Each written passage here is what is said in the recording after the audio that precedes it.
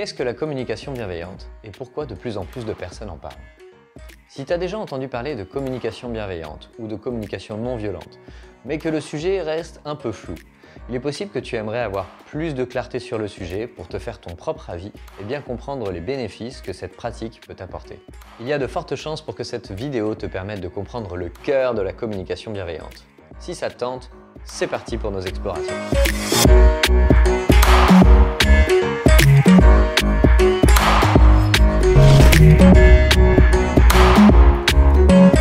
Bonjour à toutes et à tous et bienvenue sur cette chaîne sur la communication bienveillante pour les personnes qui ont envie de parler de sujets sérieux, sans trop se prendre au sérieux.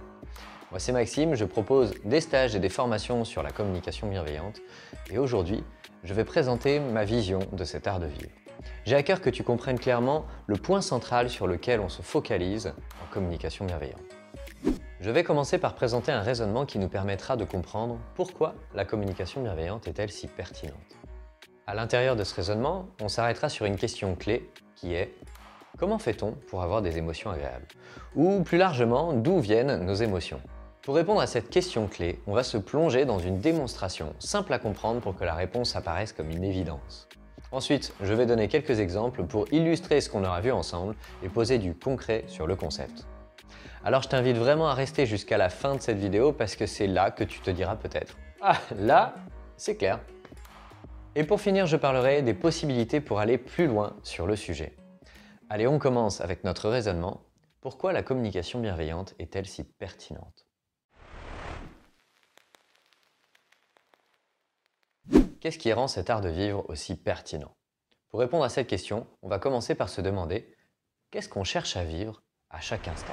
Que ce soit lorsque l'on fait quelque chose pour soi ou pour quelqu'un d'autre, pour une organisation ou une société, il semblerait que ce que l'on cherche à vivre à chaque instant, c'est du bien-être.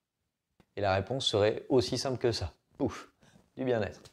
Et oui, si tu penses à quelque chose que tu fais, n'importe quoi, et que tu te poses la question « Pourquoi je fais ça ?» Puis que tu re-questionnes tes réponses au moins 5 fois. Et pourquoi c'est important pour moi? Et qu'est-ce que ça me permet? Et qu'est-ce que ça m'apporte? Tu t'apercevras certainement que dans l'une de tes réponses, il y a quelque chose qui tend, de près ou de loin, vers « je fais ça pour contribuer au bien-être ou à l'épanouissement ». Ça fait quelques années que je pose cette question dans mes formations et mes conférences et je constate à chaque fois qu'à l'unanimité, les réponses tendent de près ou de loin vers « je fais telle action pour contribuer au bien-être ou à l'épanouissement ».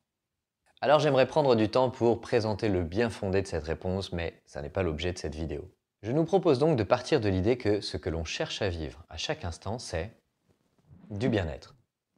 Partant de cette idée, on peut continuer notre raisonnement et se demander « le bien-être, c'est quoi ?» Vous avez 4 heures. Non, on va y aller plus directement. Je t'invite simplement à te poser la question « quand est-ce que tu te sens dans le bien-être » C'est quand tu ressens quoi que tu peux te dire « me sens bien ». Si tu le souhaites, tu peux mettre pause pour laisser émerger quelques réponses avant de reprendre la vidéo.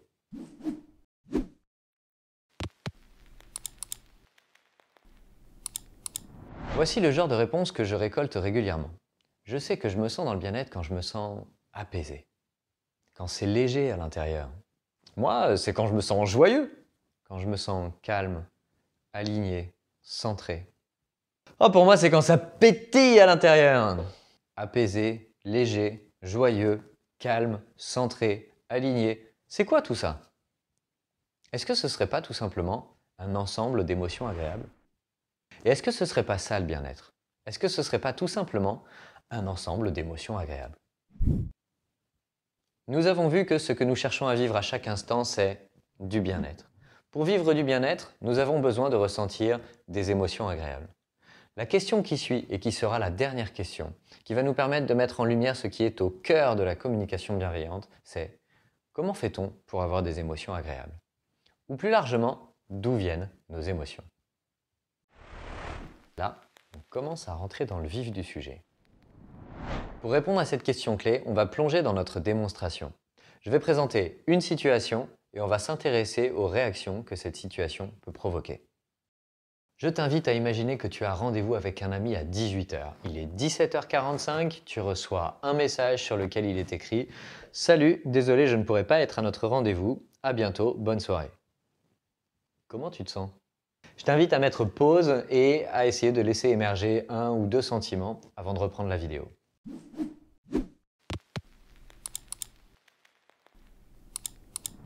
Je peux facilement imaginer que parmi les personnes qui regardent cette vidéo, certaines pourraient se sentir déçus. Bah mince, il m'aurait fait plaisir de le voir moi. Qu'est-ce que je vais faire? Il est aussi possible que d'autres se sentent un petit peu agacés. Attends, il est sérieux là? Il me prévient 15 minutes avant? Il se fout de moi là. Et peut-être que d'autres se sentiront inquiets. Bah mince, c'est pas son genre ça. Il va peut-être arriver quelque chose. Et puis, il est aussi possible que certains ou certaines se sentent soulagés. J'avoue que je savais pas trop quand est-ce que j'allais pouvoir m'occuper de la bouffe, le repassage, le ménage, les devoirs pour les gamins. Je vais peut-être même me mater un bon petit film. Peinard dans mon canapé. Je rappelle qu'on cherche à comprendre d'où viennent nos émotions. Et là, pour une même situation extérieure, on a différentes émotions. Ça veut donc dire que la cause de mes émotions ne vient pas de l'extérieur, de la situation, mais qu'il manque bien quelque chose dans l'équation. Serait-il pas qu'il serait en train de nous dire que ça vient de l'intérieur? Câlisse.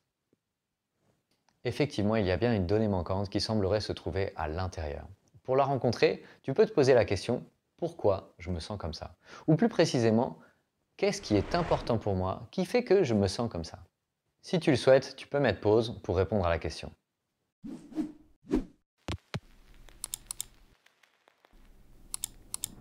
Je vais maintenant me mettre dans la peau d'une personne qui pourrait se sentir déçue. Et je vais me poser la question, qu'est-ce qui est important pour moi qui fait que je me sens déçu? Quand j'apprends qu'on va pas se voir avec mon pote, je me sens déçu parce que en ce moment j'ai plein de projets dans la tête et j'aurais bien aimé en échanger avec lui. J'aime bien avoir son avis. Et ouais, ce qui aurait été important pour moi, ça aurait été partager, échanger. En plus, ça fait 3 jours que je suis la tête dans mes projets, que je sors pas de chez moi. Je crois que j'avais envie de changer d'air aussi. Ouais. On continue avec une personne qui pourrait se sentir un petit peu agacée. Pourquoi je me sens agacé? Parce qu'il me prévient un quart d'heure à l'avance. Il aurait pu me prévenir plus tôt, non? C'est la moindre des choses. Qu'est-ce qui est important pour moi? Ce qui est important, c'est de m'organiser, de faire un bon usage de mon temps. Et puis, j'ai un peu l'impression qu'il se fout de ma gueule. Donc un truc qui serait important, ce serait le respect. Ouais. Ok, allons voir ce qui se passe pour la personne qui se sentirait inquiète. Ce qui serait important pour moi, serait d'être assuré qu'il lui est rien arrivé. Du chaton. Et enfin, voyons voir ce qui se passe pour la personne qui pourrait se sentir soulagée. On s'était donné rendez-vous il y a une semaine et moi, depuis, j'ai passé une semaine de malade à courir dans tous les sens. Donc, quand il m'a dit « je vais pas pouvoir être dispo », je me suis dit « cool, je vais pouvoir prendre du temps pour moi et me reposer. » Cool. On a donc là une même situation avec 4 acteurs qui ressentent des émotions différentes. Quand on leur demande pourquoi ils ressentent ça, qu'est-ce qui était important pour eux, on en arrive à ce tableau. Échanger, partager, changer d'air, être rassuré, s'organiser, faire un bon usage de son temps, être respecté, prendre du temps pour soi, se reposer. C'est quoi tout ça? Eh bien, en communication bienveillante, on appelle ça des besoins. Et c'est cette notion de besoin qui est au centre de la communication bienveillante. Lorsque nos besoins ne sont pas satisfaits, nous ressentons des émotions désagréables. A l'inverse, quand nos besoins sont satisfaits, on ressent des émotions agréables. Et voilà d'où viennent nos émotions. Elles viennent de nos besoins. Prenons un exemple pour poser du concret sur cette idée. On va rester avec la situation du rendez-vous qui a été annulé un quart d'heure avant. On va imaginer 2 personnes, l'une avec un gros besoin de respect des engagements. Dans la vie, je suis désolé, mais il faut arriver à l'heure. C'est comme ça, c'est la base. Et une autre personne qui s'en tape royalement du besoin de respect des engagements. Oh là là, il faut pas se prendre la tête avec les rendez-vous. Ouais, faut passer à autre chose, faut vivre l'instant présent, quoi. Tu vois? On a donc le premier, avec son fort besoin de respect des engagements, qui va peut-être se sentir agacé, frustré, en colère, parce que pour lui, son besoin n'est pas satisfait. L'autre pour qui le besoin de respect des engagements n'a pas l'air d'être important, ne va pas se sentir activé par des émotions désagréables. A l'inverse, quand nos besoins sont satisfaits, on ressent des émotions agréables. Pour exemple, la personne qui passait une semaine de dingue à courir dans tous les sens, quand elle apprend que le rendez-vous est annulé, elle se sent soulagée. Pourquoi? Parce que son besoin de prendre du temps pour elle, son besoin de se reposer, va pouvoir être satisfait. Tout simplement. Pour conclure sur notre raisonnement, on a pu voir que ce que l'on cherche à vivre à chaque instant, c'est du bien-être. Pour vivre du bien-être, on a besoin de ressentir des émotions agréables. Et pour ressentir des émotions agréables, il suffit d'avoir des besoins satisfaits. Il suffit, il est rigolo lui. Et oui, bien que ce soit assez simple à comprendre, ça n'est pas évident à mettre en pratique. Et pourtant, ça change tout dans la relation. Si je ne suis pas conscient du lien qu'il y a entre mes émotions et mes besoins, je vais chercher la cause de mes émotions désagréables, par exemple, à l'extérieur. Si je suis en colère, c'est de ta faute. Et c'est là que partent les jugements, les critiques, les reproches, les accusations. Pire encore, c'est là que je peux commencer à me plaindre. Bah oui, parce que quand je me sens mal, si je ne suis pas conscient que je suis mal parce que j'ai des besoins qui ne sont pas nourris, je vais trouver la cause à l'extérieur. Si je suis mal, c'est de ta faute. Et étant donné que j'ai pas de pouvoir d'action pour changer l'autre, eh bien, je passe mon temps à me dire que c'est de sa faute et attendre que la situation change. Mais elle change pas. Si maintenant je suis conscient du lien qu'il y a entre mes émotions et mes besoins, je vais trouver la cause à l'intérieur de moi. L'autre, l'environnement, l'extérieur, ne fait que stimuler des besoins à l'intérieur de moi qui me font ressentir des émotions désagréables. Pour preuve, pour une même situation, il y en a un, ça le gonfle, l'autre, ça lui fait peur, et le troisième, ça le fait marrer. Ça veut bien dire que c'est pas la situation qui pose le problème. La situation ne fait que stimuler des besoins à l'intérieur. Il est en train de dire que c'est moi le problème et que l'autre, c'est jamais de sa faute en fait. Pas du tout. Je suis simplement en train de dire que lorsque je suis conscient du lien entre mes émotions et mes besoins, je redeviens responsable de mes émotions et j'ai du pouvoir d'action sur ce qui m'arrive. Ça demande dans un premier temps de savoir s'écouter, faire le lien entre ses émotions et ses besoins pour pouvoir en prendre soin. C'est ce qu'on appelle l'auto-empathie et c'est le premier pilier. Exemple très bref sur l'auto-empathie. Si je passe mon temps à me plaindre de ma boîte, mon patron, mes collègues, et que je me dis « ça me saoule de me lever le matin, ça fait des années qu'on bosse sur les mêmes projets, et je vois même pas à quoi ça va servir. » Le patron, il est dans les nuages, et les collègues, pareil. Si je me dis ça, il n'y a pas grand-chose qui devrait changer. Pourquoi ? Parce que je ressens des émotions désagréables et je considère que la cause est à l'extérieur. Si je vais mal, c'est de la faute de mon patron, mes collègues et des projets. Je risque d'être passif et d'attendre que les choses changent. Si maintenant je me demande comment je me sens. Comment je me sens ? J'en ai marre.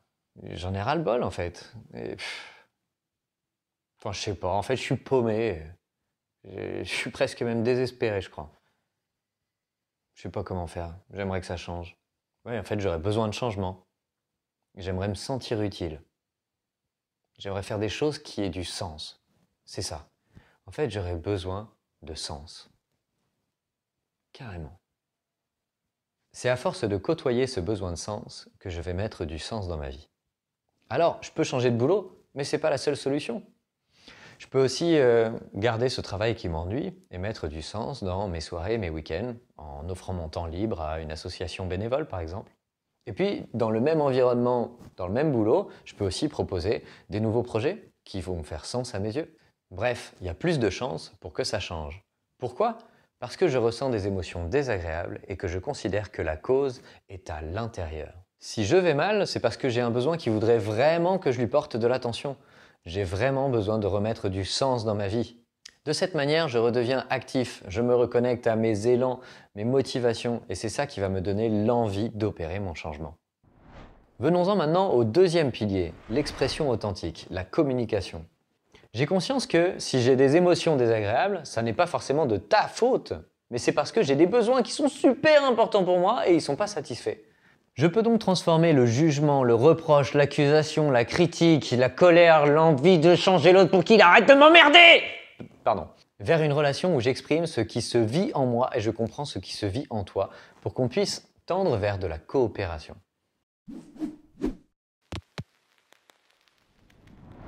Si par exemple je suis dans une réunion, que ce soit une réunion au boulot ou une réunion de famille, et que j'ai l'impression que personne s'écoute là-dedans et tout le monde essaye d'avoir le maximum d'avantages de la situation. Si je ne suis pas conscient du lien entre mes émotions et mes besoins, je peux reprocher à l'extérieur et leur dire « Mais vous êtes bornés de toute manière, là, il n'y a personne qui s'écoute, elle sert à que dalle cette réunion. » Waouh, ça va vachement aider. Si j'écoute mes besoins, peut-être que j'ai envie qu'il y ait de l'écoute et que mes avis soient pris en considération.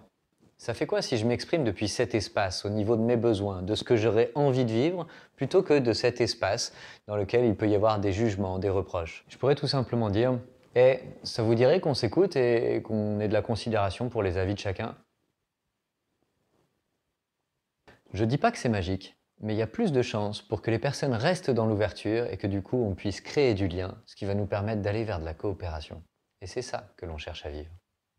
Troisième pilier, l'écoute empathique. Cerise sur le gâteau, si je suis capable de reconnaître que quand je suis en colère, c'est parce que j'ai un besoin et c'est pas forcément de ta faute. Ça veut donc dire que quand tu es en colère, c'est parce que tu as un besoin et c'est pas forcément de ma faute. Mais ça, ça fait du bien. Et ça va devenir beaucoup plus constructif si je porte mon attention sur ses besoins plutôt que sur ses reproches. Exemple dans une situation de tension où l'autre pourrait être un peu en colère et me balancer ses jugements à la figure. Je pourrais faire une petite esquive, laisser passer les jugements et porter mon attention à ses besoins. Voilà ce que ça pourrait donner dans un exemple.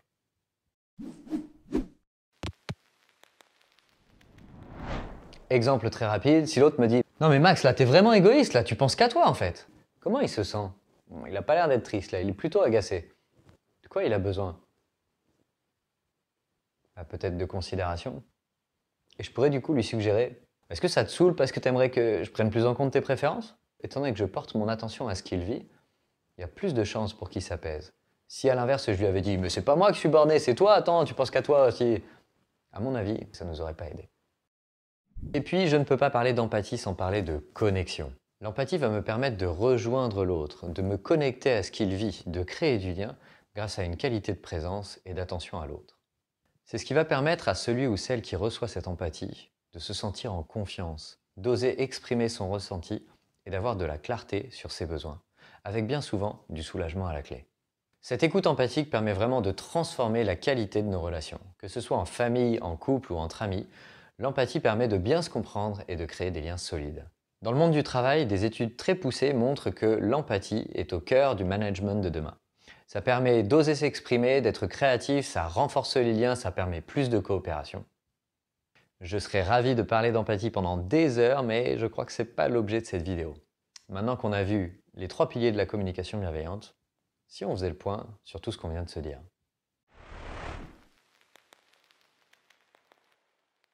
On a pu voir que ce qu'on cherche à vivre à chaque instant, c'est du bien-être.